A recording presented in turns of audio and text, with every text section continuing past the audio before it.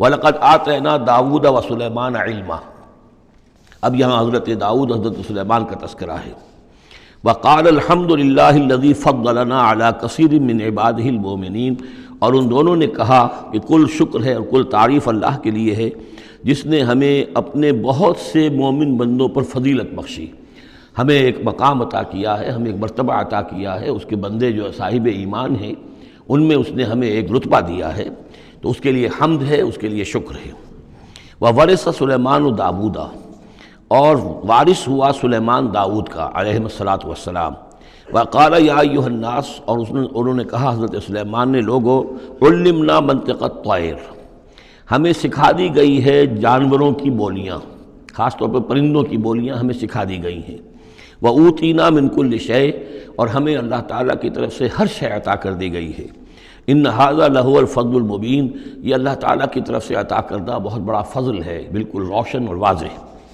وَحُشِرَتْ سُلَيْمَانَ جُنُودُهُ، اور جمع کیے گئے سلیمان کے لیے، یعنی ان کے معائنے کے لیے، ان کے تمام لشکر، من الجن والانس والطیر، یہ لشکر جو تھے جنات کے بھی تھے، انسانوں کے بھی تھے اور پرندوں کے بھی تھے۔ فَهُمْ يُوزَعُونَ، تو ان کی جماعتیں بنائی جاتی تھی، ان کی بٹالینز وغیرہ، ان کے علیحدہ علیحدہ جو ہے گروپ بنائے جاتے تھے۔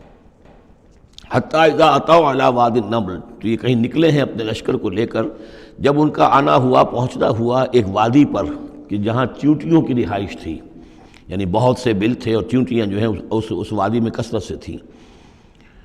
قال نملۃ، تو ایک چیونٹی نے کہا، یا ایھا النمل، اے چیونٹیوں، ادخلوا مساکنکم، اپنے اپنے بلوں میں گھس جاؤ، لا یحطمنکم سلیمان وجنودہ، ایسا نہ ہو کہ سلیمان اور اس کا لشکر تمہیں کچل کر رکھ دیں، وہم لا یشعرون، اور انہیں پتہ بھی نہ ہو، انہیں احساس بھی نہیں ہوگا کہ کتنی ننھی جانیں جو ہیں ان کے گھوڑوں تلے، ان کے سموں تلے یا ان کے قدموں تلے جو ہے وہ مسلی جا رہی۔ فتبسم ضاحکا من قولہا، اس کا یہ قول جو ہے حضرت سلیمان نے سن لیا اور سمجھ لیا، تو اس پر متبسم ہوئے، ان کو چہرے پر مسکراہٹ آئی۔ وقال رب اوزعنی، اور یہ جو اللہ نے فضیلت عطا کی تھی کہ وہ ان جانوروں کی بولیوں کو بھی سمجھ رہے تھے، اس پر خاص طور پر ان کی زبان سے اللہ تعالیٰ کے حمد کا ترانہ جاری ہوا۔